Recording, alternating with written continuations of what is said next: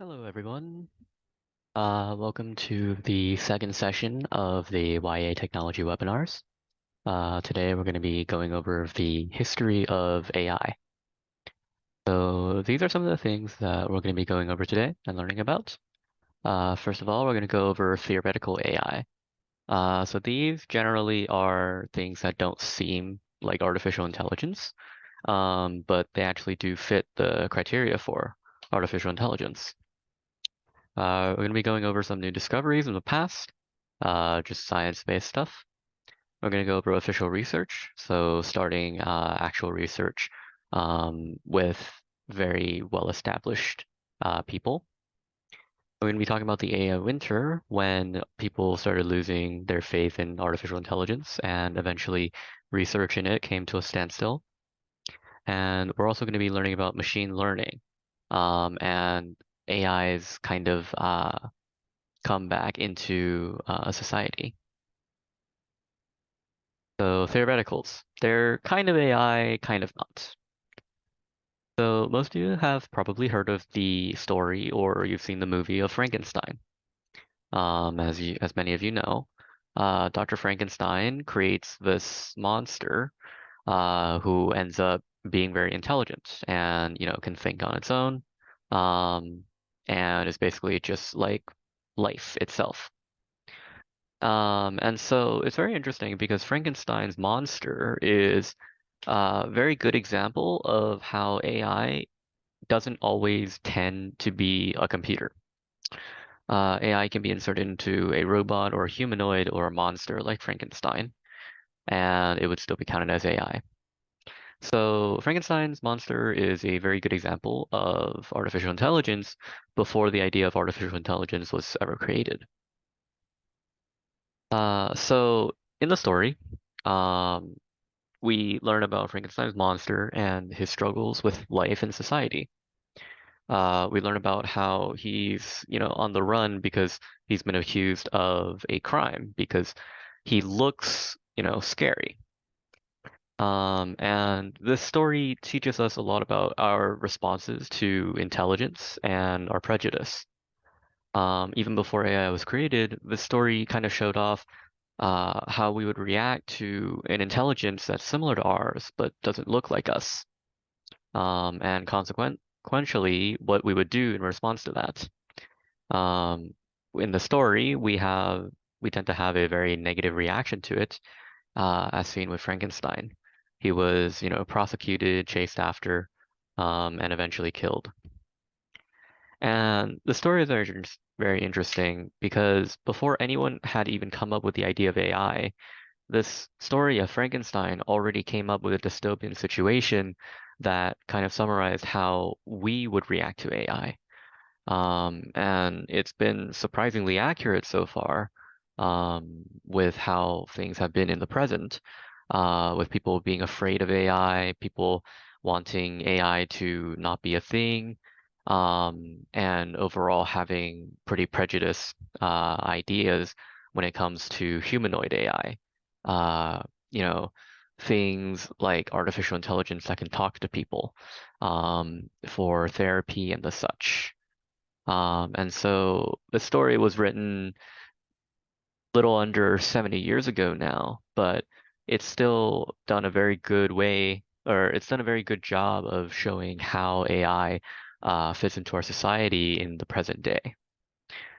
So Frankenstein is a very good example of theoretical AI, and people kind of coming up with the idea before the technology was even there to support it.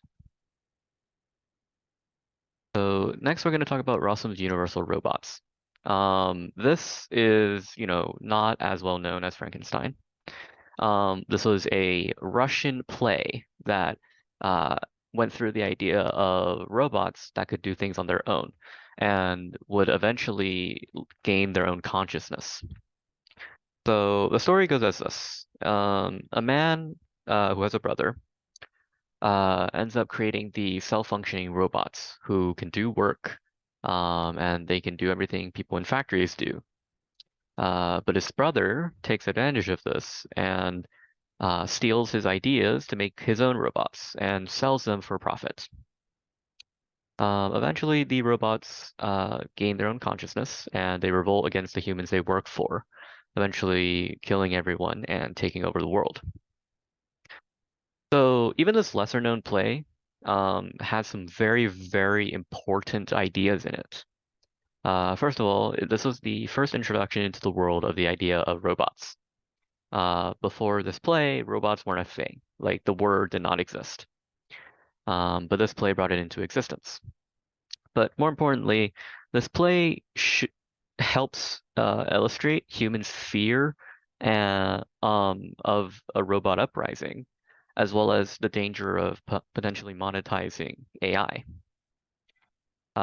In the story, obviously the robots hold an uprising and kill all of the humans and take over the world. This has been a very recurring theme in many robot-based movies and entertainment where humans, like in The Matrix, are fighting robots that have taken over. Uh, but it also illustrates the danger of potentially monetizing AI. As the story goes, the brother takes the technology and sells off the robots so that others can have free manual work. The issue with this, though, is that because all of this is done for money, all of this is done for monetization, no one really pays any attention to the robots and the conditions that they're in. And as the robots gain consciousness, they behave very similarly to the modern day factory workers, and they decide to unionize and revolt. And so it shows the potential danger of monetizing something like artificial intelligence, especially if it gets out of hand and our AI ends up becoming self-conscious. And so this rides the line of how do we decide if, an AI consciousness does get the rights that a human does.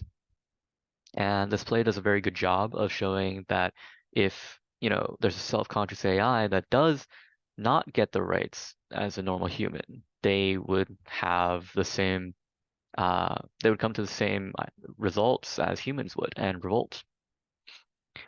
And even though this play was only the first of very, very many plays and very many stories about robots and robot revolutions and them taking over the world, it perfectly captured the fears and dangers that we have about subconscious robots and artificial intelligence. But more importantly, robots that gain their own consciousness. This was one of the earliest examples of artificial intelligence, but it does a very, very good job of capturing the fear that people have of AI. Lastly, we're going to go over Talos. So Talos is a sculpture in the mythology or in Greek mythology. So originally Talos is a big metal sculpture, and he was programmed to protect the island of Greece. So what this story does, it actually does the opposite as the other two. It doesn't show us any of the potential fears or dangers or how we would react to artificial intelligence. But Talos, on the contrary, does a very good job of showing what our artificial intelligence does today. In the story of Talos, he is given the job of protecting the island of Crete, and that's all he does. He is completely motionless until there is a need to protect the island. And this is a really, very good example of one of what our artificial intelligence is today. Although it can do many things and it can do many things really well, it can only really be done with whatever it's programmed to do. It is not creative. It is not self-sufficient. It only does what we tell it to do, and it can't do anything more than that. So despite being, this is from Greek mythology, this is from, you know, thousands of years ago, this story gives a very good representation of what our AI is today. It's a machine that does things that we want it to. Okay. we're going to go over some of the new discoveries that happened in the past that allowed for AI to officially become something that can be done. So first, we're going to be going over the theory of computation. So the theory of computation is a field of study that looks to see what can be done with computation and algorithms and what can't be done. So many of you probably heard of Alan Turing. He was one of the most important people in the theory of computation, and he's cited to be one of the most important people in computer science in general. He created the Turing machine. So his Turing machine, the basis of it, was that you would feed it these rolls of paper. And on those pieces of paper, every so often, there's a symbol. And that symbol tells the machine what to do. And as the machine reads through each of the symbols, it will try to do something, whether that be printing, going back, ending the sequence, starting the sequence. And the goal was that using the Turing machine, Alan Turing tried to find what a computer can and cannot do, and what it can and cannot compute. So interestingly enough, Alan Turing's Turing machine is very similar to the binary that we have today. Our binary is essentially just a breakdown of different symbols that we can use to make a computer do things. The patterns of zeros and ones tell the computer to start or stop. And surprisingly enough, the Turing machine, despite being very, very simple, actually solved basically everything. It told Turing what could be computed, what couldn't be computed, and different paradoxes and limitations. And this is a very good step for computer science because it gave researchers a basis for knowing what they could and couldn't do. So the other part is as science progressed, humans, we learned about neurology and psychology a lot more. And the reason this is important is AI is the goal of artificial intelligence is to create a replica of how the human brain works. And that's really hard because the human brain is insanely complex and we don't even know everything about it yet. So creating a replica of the human brain really needed us to learn more about neurology and psychology. Neurology being how our brain physically works, and psychology being how that affects our decisions in life. And so throughout the 1900s, late 1900s to the 2000s, there were a lot of new discoveries on psychology and neurology, mostly because people were starting to take more interest in it. And over time, we learned about the physical capabilities of the brain and how it works. And we found that it sends hundreds of thousands of millions of electrical signals throughout different currents in the brain to give on and off switches to each of what we call neurons. And this on and off switch is very, very similar to how binary works. In fact, it's almost the same thing. Because with our computers, we also use electrical signals to show 0 and 1, aka on and off. And so what this told researchers was it is completely possible to create a replica of the brain in terms of zeros and ones. However, there was one part that didn't make sense because despite what we can do with electrical signals, we cannot create feelings. We can't create pain, and we can't create pleasure. And that was the important part of psychology. So as we learn more about psychology, we learn about how different parts of the brain will release different molecules to change the way that we think. And so over time, this was put to the test to see if we can make a system that would activate different parts of the system and give different outputs. And over time, this has allowed for us to make a complete replica of the brain, or at least a somewhat complete one, and gave the opening for researchers to start working on artificial intelligence. Okay, so now we're going to go over some official research. So before all of this, right, everything was very basic. There was not a whole lot of very official research, and there weren't very many big names working on artificial intelligence. It was really just a theory. It was an idea that some researchers decided to play with. But starting from here, we start seeing people actually funding all of this research and putting their effort into it completely. So we're going to start at Dartmouth University. So one of the Ivy Leagues, their workshop for artificial intelligence was founded in 1956. This workshop was consisting of these gentlemen you see in the bottom right, and they were the ones who started the research at Dartmouth for artificial intelligence. And originally, it was going very, very well. These researchers showed off all of their technology by showing news reporters demonstrations of computers learning checkers, solving algebra problems, and proving theorems. And during that time, people were very, very impressed with what they could do. This was a new thing, and it was playing games that humans could play. And so at the time, it was very, very successful, and people were very interested in funding more of the research. And eventually, the US Defense Department started funding the research as well. During the mid 1960s, the US Defense Department decided to start giving money to research AI, and it was the height of the Cold War. So the US was looking for any way they could one up the Soviet Union.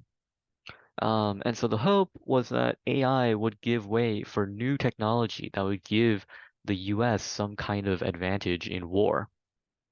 And so this is similar to some shows like, RoboCop is a good example, where we use robots and uploaded in consciousness into it so that it can fight without sacrificing any human lives. It's a purely robotic thing that we can replace. And the Defense Department had very similar ideas about this and wanted something like that out of AI. All right. Now we're going to get to the AI winter. So this is a period of time when artificial intelligence started to lose people who wanted to research it. People were starting to lose trust in artificial intelligence because it began to slow down, and the technology that came out wasn't overall that impressive compared to the technology from the very beginning. This was mostly because people didn't quite know how to do things well, and the technology wasn't frankly there to do a lot of the things that we can do now. Obviously, now we have even better hardware and much, much faster computers so that our AI is, actually workable. So there was a lot of pressure to move away from artificial intelligence from several different people. One of the most notable is this man named James Lighthill, as you see on the right. He was a mathematician from England, and he wrote the Lighthill Report. So this report was his assessment of what AI could and could not do. And inside of the report, he basically just said that AI research didn't give the promises of technology that it had originally promised people. And by that standard, it was a failure. And so this report drastically lowered people's trust in what AI could do, and eventually diminished the enthusiasm for it so low that people kind of just forgot about it. The Lighthill report was considered the start of the AI winter. This was, the start of when people started doubting what AI could do and didn't trust that it could be the new hit thing. We're also going to have to talk about the US Congress. So remember that research for AI was held during the Cold War between the US and the USSR. And during this time, both were fighting to find some kind of technological advantage over the other so that they could pressure the other person or the other nation. And so the US Congress decided that AI was not worth it because it, like the Lighthill report said, it had not given the results that it had promised originally. And so slowly, the US Congress began diverting funds away from AI to other more militaristic research, things like nuclear bombs and possible materials and aircraft and the such. And so over time, with pressure from Congress, these funds were diverted away from AI research and towards more military-based projects. And the third thing we have to talk about when talking about this is perceptrons.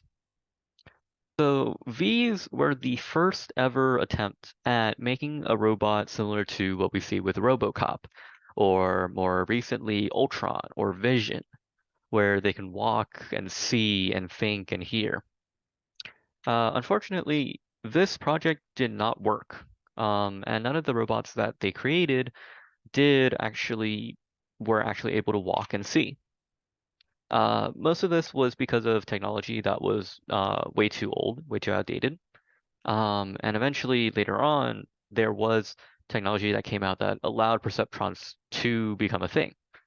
It was just that at the time, the technology was not there to actually get it done. Unfortunately, though, because perceptrons failed, it kind of showed that the original goal for a lot of research in AI, which was save and rescue, which was war, which was search, um, it never really came to fruition, and it seemed like it would never come to fruition. And so people began to really doubt AI, and this discouraged any further research. And so after perceptrons were a thing, eventually people just began to stop thinking about AI. They thought that it was a waste of time and that the things that they wanted to do with it were never going to happen.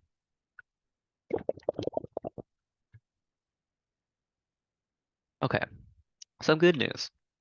Uh, Eventually, because AI was, people were so discouraged about AI and they didn't trust AI anymore because it had failed in everything it wanted to do. Eventually, people started marketing things under the name of machine learning. You've probably heard of this before in terms of sorting algorithms and like search engines and the such. And the reason for that is AI had to be renamed because people were very skeptical of what it could do, and the fact that it had always failed really discouraged people from using it. And so big companies really couldn't afford to use the name of AI unless they wanted their own company to be fallen into skepticism. And so a lot of companies began to call AI machine learning. One of the first successful iterations of machine learning was called the expert system. So the way the expert system worked was it would answer a series of yes and no questions and if and then statements to mimic what an expert would do at their own job. So surprisingly enough, this system was extremely successful and it did its job almost perfectly. Of course, there were some jobs that couldn't be taken over by an expert system, but the jobs that could be were taken over basically perfectly. This is similar to what you would see in manufacturing plants, with robot arms moving around and doing things. And so this kind of revived the confidence in artificial intelligence, but more importantly, machine learning. And the very few bits of research that was still being done on AI was spent trying to solve problems. People really wanted to have some kind of physical result for the work that they had been doing. And so they decided that they would use machine learning to solve math problems. And eventually they produced something called deep learning. that used really, really big data sets to make decisions. And deep learning, that sounds a lot like artificial intelligence. And yeah, it's basically just artificial intelligence at a very low scale.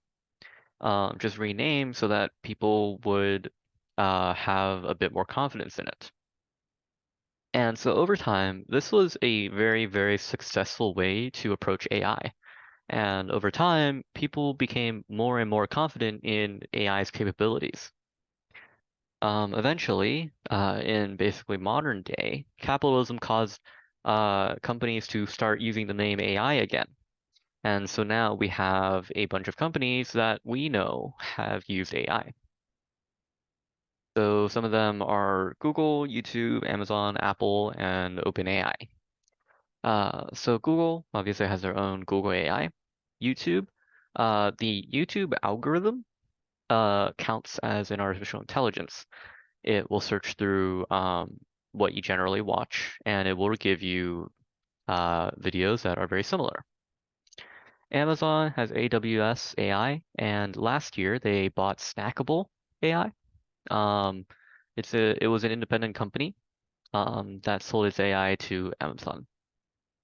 Apple has Siri. As a search engine, Siri uses artificial intelligence to find searches on the internet that may or may not have